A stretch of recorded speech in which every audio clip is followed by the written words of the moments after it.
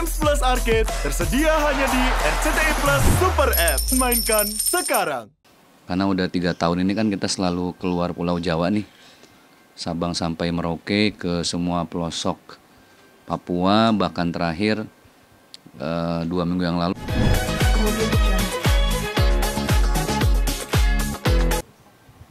Bismillahirrahmanirrahim.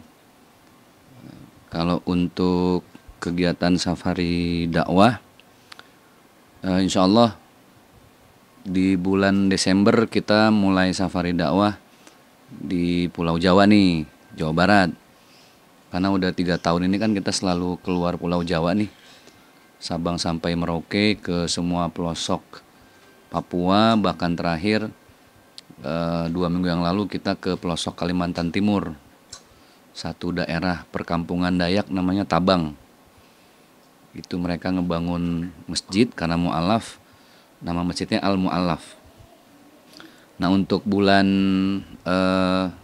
Desember kita di Bogor dengan program yang sama, mengajak masyarakat untuk sama-sama kita peduli terhadap saudara kita yang ada di Palestina.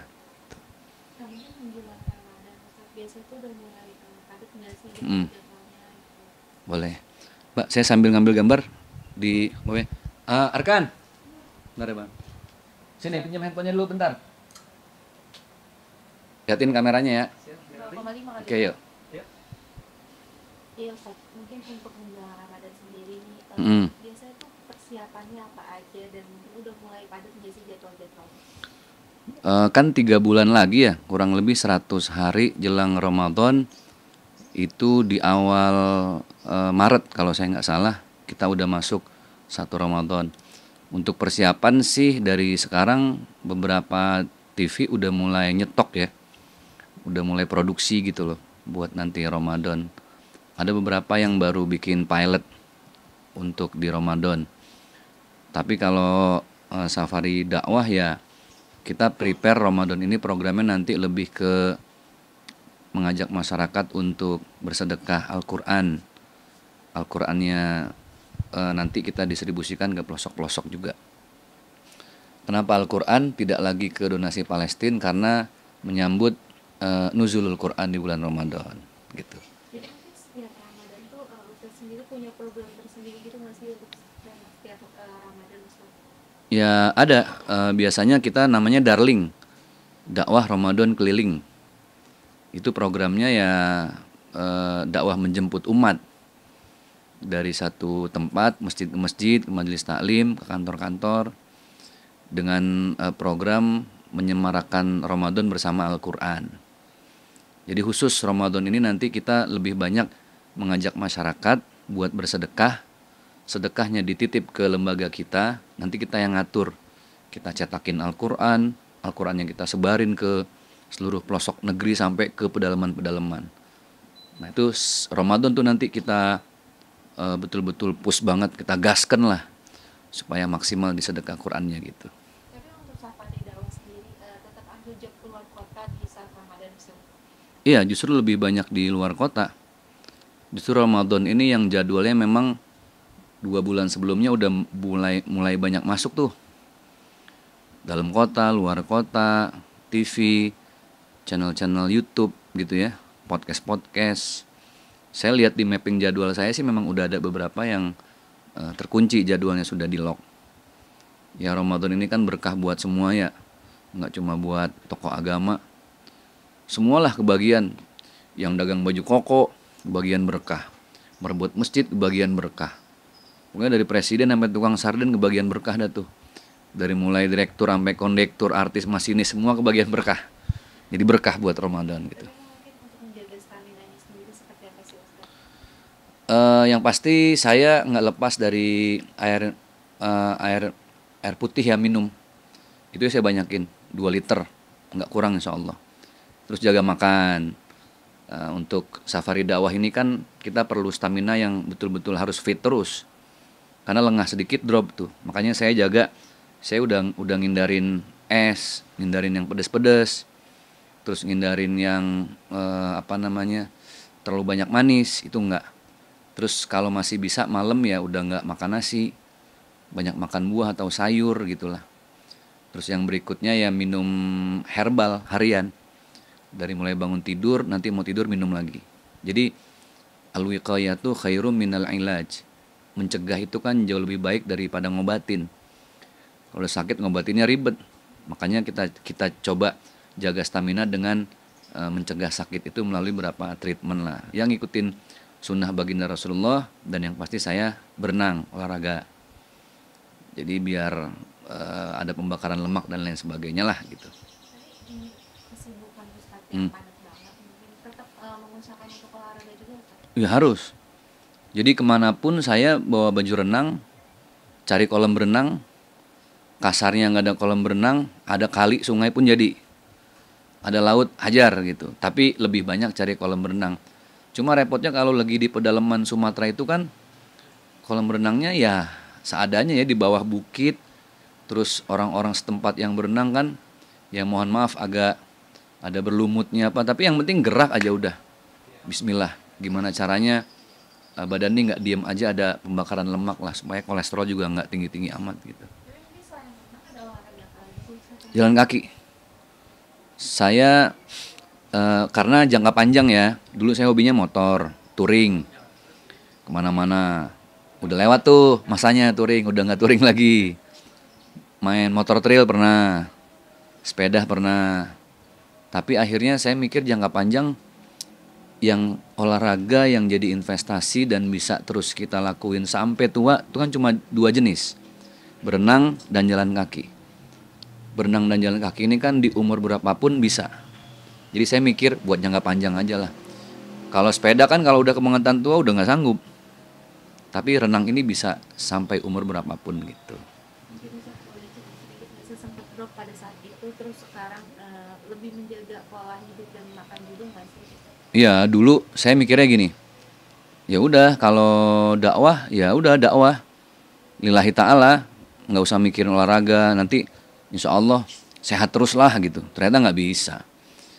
Tubuh kita, fisik, badan punya hak untuk dirawat, untuk menerima asupan yang baik, yang halalan thayyibah.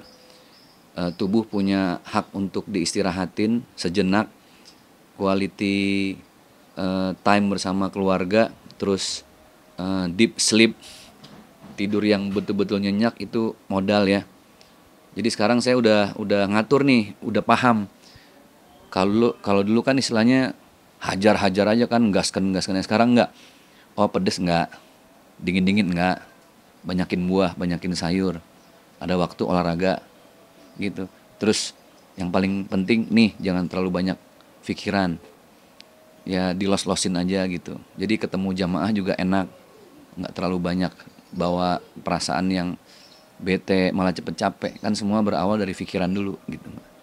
Suka dukanya ketika harus safari dakwah, lagi lokasinya mungkin agak pelosok gitu seperti itu.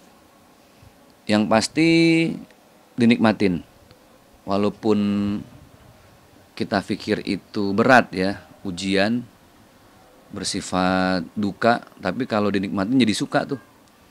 Ya di kampung orang kita nggak punya saudara, cuman karena dibawa sama temen kan.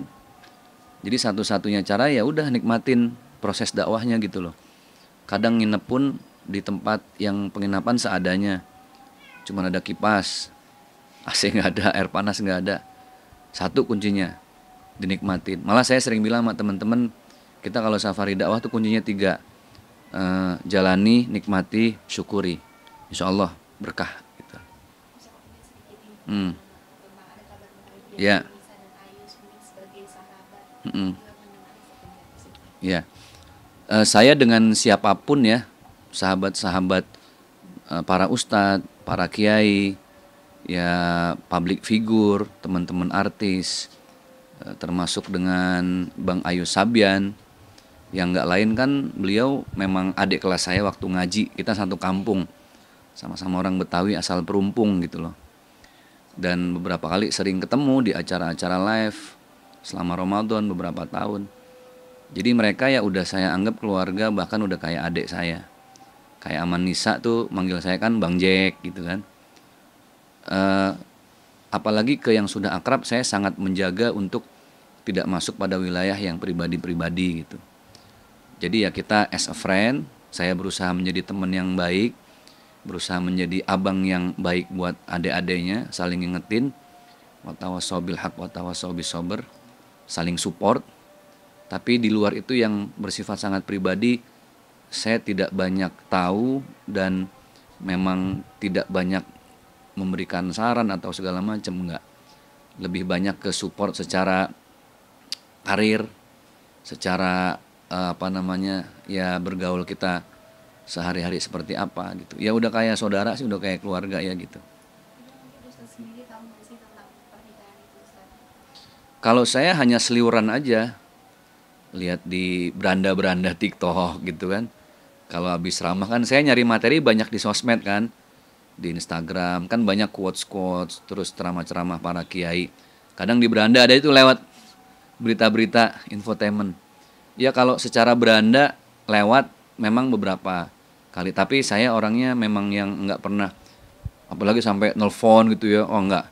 Jadi apapun perjalanan hidup teman-teman semua, termasuk adik-adik saya, sahabat-sahabat saya di Sabian Gambus, saya support. Support artinya selama memang itu sholawatan, menyampaikan dakwah, syiar, kenapa enggak. Adapun yang bersifat pribadi, kita sangat menjaga privasi masing-masing. Artinya saya juga sama, saya termasuk orang yang nggak suka juga kalau andai ada sahabat, teman atau yang lain kepo dengan urusan saya atau pengen tahu urusan saya juga, saya nggak gimana-gimana gitu. Ada mungkin terakhir ketemu sama Nisa dan juga Ayus dan Sabian itu kapan sih Ustaz? Aduh, udah lama ya. Terakhir itu saya sama Bang Ayus kita jalan bareng waktu orang tua beliau mau berobat. Nah, jadi kebetulan saya berobat rutin ke Sukabumi, jadi saya dampingin lah orang tua beliau. Ya karena orang tuanya Bang Ayus ya memang satu kampung sama saya, jadi bukan orang lain lagi. Kalau dirunut malah ya masih saudara gitu, masih family. Itu hampir mau 2 tahun yang lalu lah, udah lama. Kalau komunikasi terakhir udah mau setahun malah, Ramadan tahun kemarin. Kita sempat mau bikin program bareng, bikin musola bareng gitu. Dulu kan sama Wali saya sempat bikin 1000 musola, apa 1000 masjid saya lupa. Nah kita mau bikin program yang sama, tapi belum berjodoh waktu itu programnya bareng Sabian. Tapi sebagai sahabat mendengar kabar itu cukup bahagia nggak sih maksudnya Nisa dan juga Ayus ada? Atau kaget mungkin Ustaz? Kalau saya gini, apapun berita yang datang dari teman sahabat, suka duka kita berusaha untuk mengambil kebaikan-kebaikan gitu loh.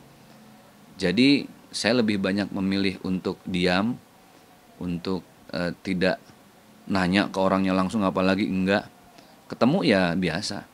Karena menurut saya nilai kita sebagai seorang muslim itu ketika support dalam urusan yang positif-positif ya, apalagi salawat ini kan segaris dengan dakwah nih. Sama-sama kita bagaimana menyampaikan kebaikan di umat. Jadi tentang berita ini tuh segala macam, saya lebih banyak diem.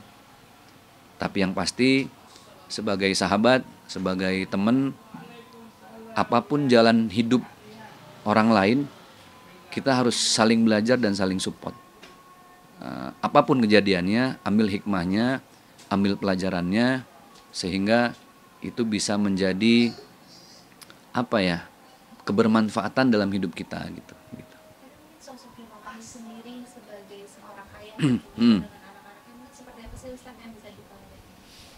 Kalau saya ketemu dengan anak-anak Bang Ayu sih belum ya. Karena yang saya ingat gimana kita memang kecilnya bareng gitu loh. Cuma karena saya lebih tua aja umurnya kan. Dia seumuran sama adik saya, malah lebih akrab sama adik saya yang cowok. Kalau sama anak-anak beliau belum, tapi memang beliau orang yang asik, santai. Kalau bilang cowok cool lah gitu loh. Gak banyak ngomong gitu. Kalau saya cengin apa itu cuma Abang Jack bisa aja gitu.